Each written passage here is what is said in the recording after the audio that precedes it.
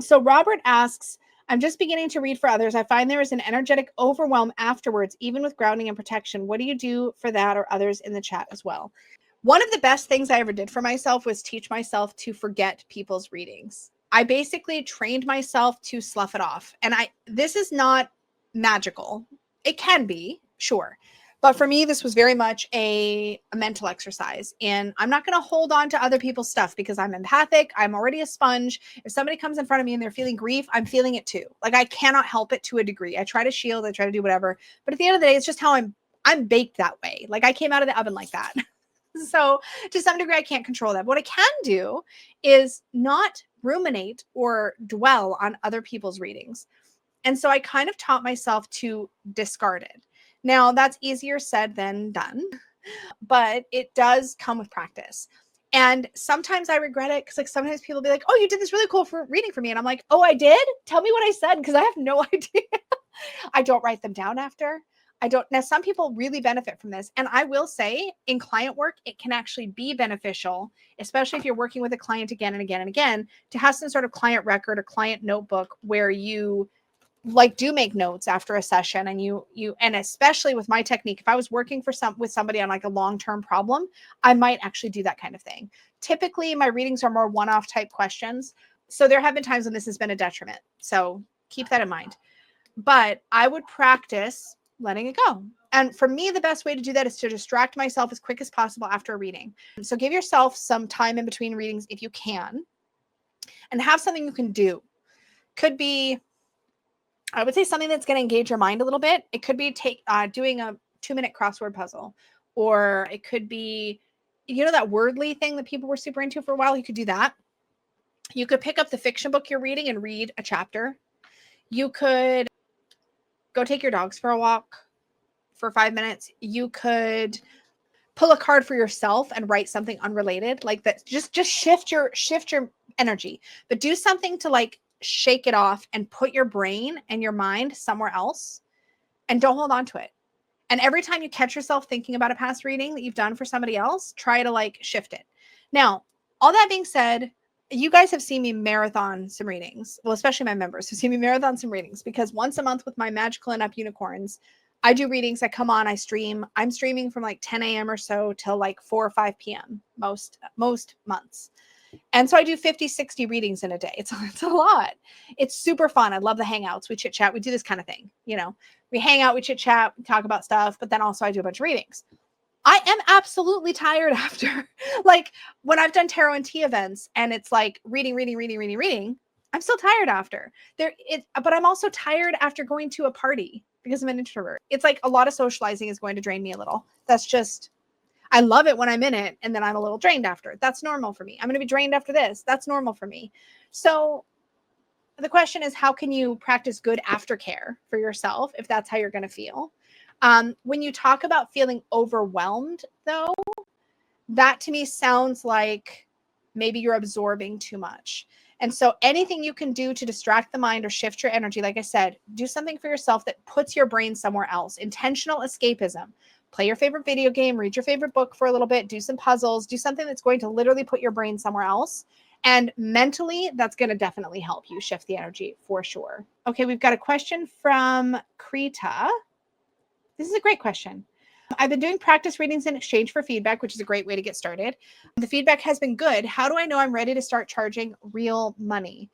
I am not going to give the most popular opinion. I feel like most people say, like, you should feel this way and you should have done this much and you should have been practicing for this long. Do it when you want to. Do it when you want to. And the question for me is less about when you're ready. It sounds weird. Less about when you've met some sort of objective, like, measuring stick of like, okay, I'm ready now. And more about whether or not you feel confident enough and comfortable enough that you're not going to be self-conscious charging money.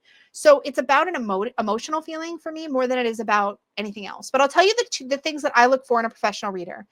I want a reader who's not going to panic if they pull a card for me and don't know what it means right away, because it's going to happen. So here's some things I would say. Like, okay, like here's a good example. I'm going to use yoga again. Sorry. I cannot help it, y'all. I spend a lot of time teaching yoga. Okay. So when people would ask me, how do I know when I'm an advanced yoga student? Here's what I would say. It's not when you can do a headstand. It's not when you can do this particular pose. It's not when you can practice for an hour without breaking a sweat.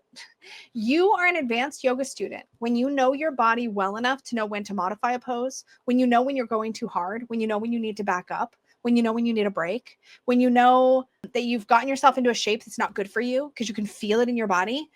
It's really about self-awareness. When you reach a point in your body, when you know how to protect yourself and guide yourself, you don't have to always know what pose to take or whatever, but when you know I'm pushing too hard or I need to stretch a little further here, when you know that about your body and you can do that effectively for yourself, you're an advanced yoga student. You could be doing no other pose than down dog your whole damn life, but if you know how to do that down dog in a way that is effective and good for you and doesn't harm you and takes you where you want to go in your practice, then you're advanced. It's that simple. Some of the most advanced students I've worked with use tons and tons of props, but their alignment is so good, and that like they know how to get into a pose and put themselves in it in a way that is right and good, even if they have to use some crazy props to do it. They know that maybe getting down on the floor isn't right for their body, so they don't do that. You know, that's an advanced yoga student. But we don't think that. We think that it's got to be some sort of external measure of success and knowledge and whatever. It's not. So in tarot, let's apply that same logic to tarot. When you can pull a card and sit with the discomfort of it for a moment, let yourself don't be afraid to say to your client, hey, I need a second with this card. It's being a little slow to speak to me right now, or however you want to express yourself about it. And give yourself that moment to sit in the discomfort and let the meaning come to you and you don't panic. I think you can be a professional reader and refer to the guidebook every single time. I do think personally, I don't like getting readings in that way. I would prefer that if you're going to use the guidebook to read, that you're transparent about that. So I know, because it's probably not going to be my style most of the time. Like I like when people I know read for me that way, that's totally fine. Like Peggy's an excellent reader and she refers to the guidebook, or she uses her Sassy Dragons deck because it's got the meanings on it. Valid. She could totally charge money for readings. And I think she's a really, really, really good reader. But I'm very picky about it if I know somebody has to refer to the guidebook. I'm a little picky about it. That's a personal thing. That doesn't mean that person is not allowed to charge money or shouldn't charge money.